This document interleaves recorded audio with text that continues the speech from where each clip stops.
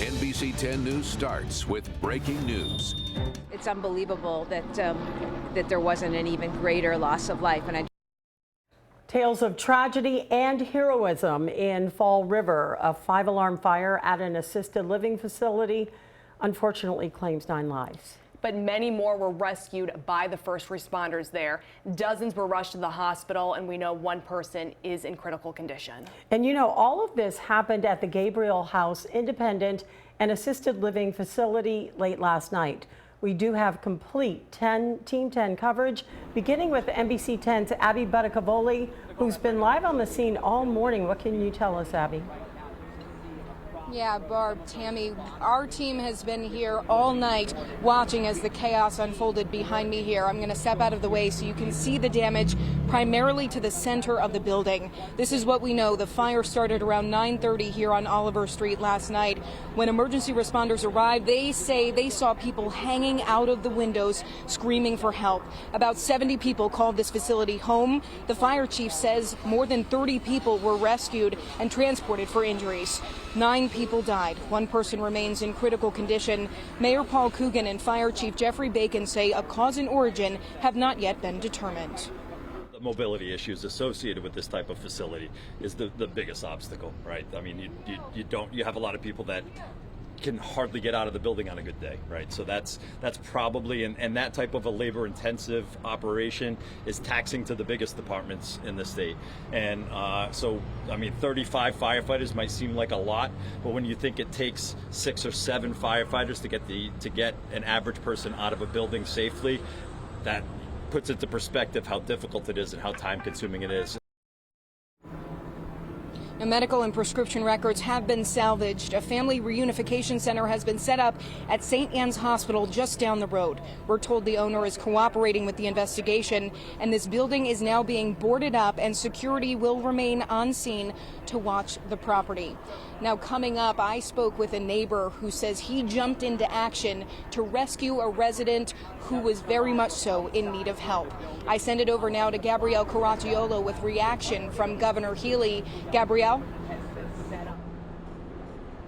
Yeah, Abby, the governor says she had been speaking with the mayor all morning, but she wanted to come and see this in person herself. She spent some time speaking with the mayor and first responders here just a little under an hour ago. And I want to show you from this side of the building, you can get more of a sense of where some of that damage is, that back section of this U-shaped building here. The governor wanting to see this in person herself, the spot where 9 people were killed in the fire overnight. Take a listen to what she had to say.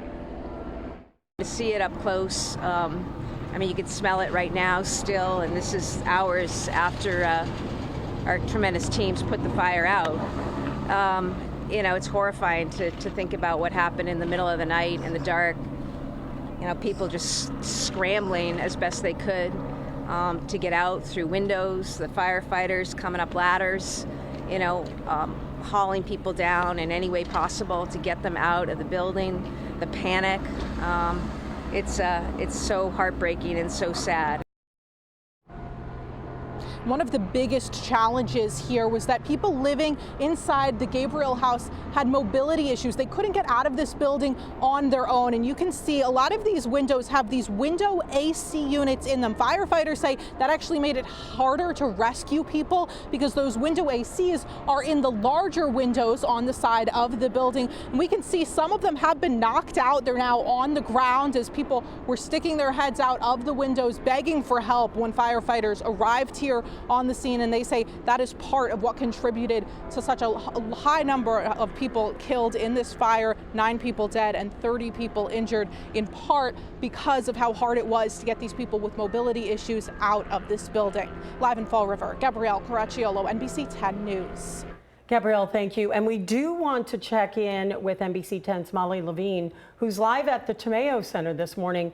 And that's where those who were able to escape the fire and don't need medical attention are currently staying. Yeah, so let's check in with Molly. Molly, what's the scene like there right now? I can imagine how difficult this must be on those residents. Tammy, Barb, it is just so emotional here right now. I mean, on one hand, you have those residents with disabilities who were miraculously able to escape this fire today. But on the other hand, you know, they lost friends, they lost neighbors, 9 people. who have since passed away from this devastating scene. But people are here and they're hoping, thinking what's next for them. And that's where they're at now. Tamayo Center is where those residents who made it out are here now. The mayor explained it's an emergency tragedy shelter that can hold 35 people. And he says that's how many people are here. Now they're working on getting them into another facility as quickly as possible. Mayor Coogan says 20 people who are most medically fragile will be loaded onto a trolley and then taken to a nursing home on Highland Avenue right down the street. And the mayor vowed that the remaining 15 people who won't be getting on that trolley will be going someplace safe as well. Now he says when residents get released from the hospital, they'll be on top of that as well and where they're going. They want to find out where all of these residents are going to end up. I spoke with residents who made it out and right here to the Tamayo Center. It's emotional and traumatic for these people, Tammy and Barb. All right. And when I opened my room door, the smoke just hit me right in the face. How'd you get out? A police officer helped me out. Did he carry you? I walked. You walked. Because I had this, my walker, and What floor were you on? second. I didn't think that I was going to make it. Many of the people I spoke to have lived here for several years, some over 5, some over 8. They're nervous, they're anxious about what's next. Now, we do know the Red Cross has been notified, and the mayor has assured reporters that all of those people who may not have a place are going to have some place to stay tonight. Everyone will be reassured that, they're not going to let these people go to Tent City. That's what some people were saying. They're nervous. They don't want to be homeless. And the mayor reassured these residents that that will not happen. Now, we do know the governor also just showed up. We're going to have more from her coming up a little bit later. Stick with NBC 10 on air and online. We'll have the latest details as well as the latest, most up-to-date information for you all. For now, Molly Levine live in Fall River, NBC 10 News.